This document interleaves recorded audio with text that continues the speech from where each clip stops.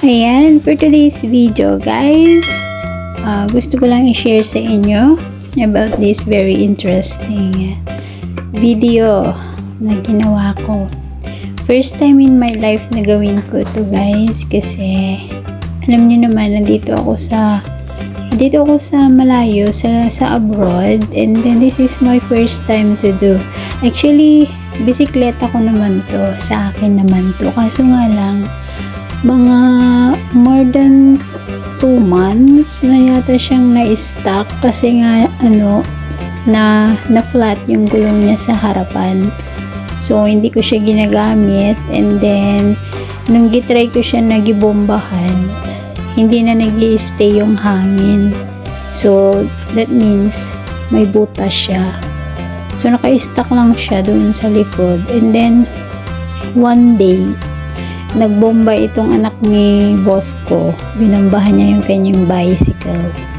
And then, pinakialaman niya na pinabomba yung bike ko. Eh, sinabi ko sa kanya na hindi na yan pwede kasi sira na. Ayan, sira na. Siguro may butas.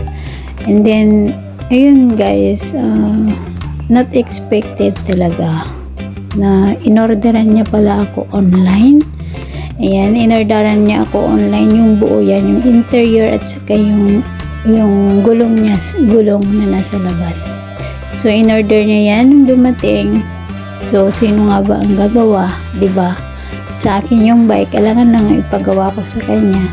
So, ayan, ginawa ko siya. Sabi ko, okay, kaya ko siguro to gawin ko. Kaya yan, ginagawa ko na siya guys. And yeah, it's good to, it's really good to know and try to do something na hindi pa natin ginagawa, kasi hindi naman lahat ng bagay is mali tayo. What I mean is try your best. Huwag mong sabihin na hindi mo kaya. Huwag natin sabihin na hindi natin kaya. Kaya natin yan. Kaya nga sa akin, nagawa ko siya. So, maraming salamat sa aking boss na nag-provide, ayan, bumili ng aking gulong. So, meron na naman akong gagamitin na magbisikleta. Magbabike na naman ako niyan guys. I will start it this coming Sunday early in the morning for exercise. So ayan nga, ginagawa ko siya. Diba? Halata naman kasi nakikita. Ang hirap naman mag voice over guys. So medyo nahirapan akong nagbalik kasi iniisip ko paano kaya to yung nasa loob, baka mamaya mag-twist ba, hanggang 8-8. So, minake sure ko siya na I put it in a right way. Kaya, ayan. It's very interesting talaga. For the rest of my life, ngayon ko lang yan ginawa. Ngayon ko lang yan ginawa. So, ayan, sa mga gusto pong magpagawa ng bisikleta dyan guys, bisikleta, motor, or anything that you want me to do, ayan, just let me know. Kasi kaya ko na pala pang extra. Charot. Yeah, kaya ko naman siya guys. Kinaya ko siya. Actually, sabi ng boss ko, nung binigay niya sa akin yung gulong na yan, sabi niya, if you don't know how to fix it, and then I can help you. Sabi niya lang yan sa akin. Pero, syempre, libre na nga yung gulong, tapos didisturbuhin ko pa siya, magpapatulong. So, ako na lang yung gumawa. Sabi ko, kaya ko naman siguro to. And simple lang naman siya. Kahit sino pwede yung gawin to guys, kasi lang siya, madali lang. Kaya ayan na nga, nahihirapan na si Inday na ibalik. I mean, nahihirapan siyang ayusin. Yan. So, ayan lang guys.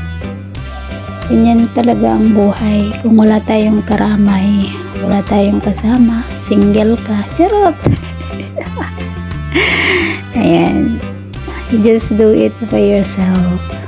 Alam ko, kinaya ko nga, ikaw pa kaya, di ba? Kaya mo yan. Ganyan din ang parang hamon yan ng buhay.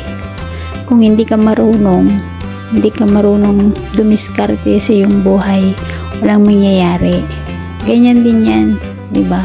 Kung hindi mo gawaan ng paraan, ayan na nga, nabaliktad na yung bike.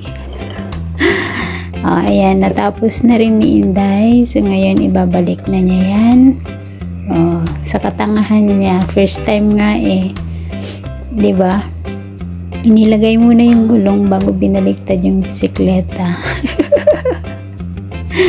So cool. Uy, girl, baliktarin mo para hindi ka mahirapan. So, ayan nga, ginawa ko. Naisip ko lang na binaliktad nung nailagay ko na talaga yung gulong niya. So, ayan. It's very interesting to do something that you never done yet for the rest of your life. Kaya, subukan nyo na. Sirain nyo yung bike nyo, tapos gawin nyo. Charot lang. Natutuwa lang ako, guys, kasi nakagawa ako ng simpleng bagay para sa aking sarili. Ayan, napatunayan ko sa aking sarili na kaya ko pala. Kagaya nung first time kong mag-abroad, 'di ba? Ganun din 'to So, nung first time ko mag-abroad, sabi ko, kakayanin ko kayang mawalay ng ilang taon, sabi kong ganun. Kasi yung isang buwan pa lang noon na pagkawalay ko sa aking sa amin sa Pilipinas, pag nagtrabaho ako noon, is parang hindi ko kaya, talagang hindi ko kaya, kasi umuwi talaga ako, hindi ko kayang mag-isa. Tapos ayun, nang nag-abroad ako, sabi ko, kaya 2 taong kontrata. No choice, kinaya ko. Kaya ganyan din yan. Sa una, sabi mo hindi mo kaya, hindi ko kaya. Pero once na ginawa mo, you do your best, ginawa mo lahat-lahat para mapatunayan mo na kaya mo, kakayanin mo talaga. Kagaya niyan, paulit-ulit, makulit lang. So, wala na akong maisip na sabihin, guys. Pati ba naman yung pagpalit ng gulong, hinuhugutan ko. Anyway, maraming salamat po sa inyong lahat sa panonood, sa suporta ninyo sa aking channel.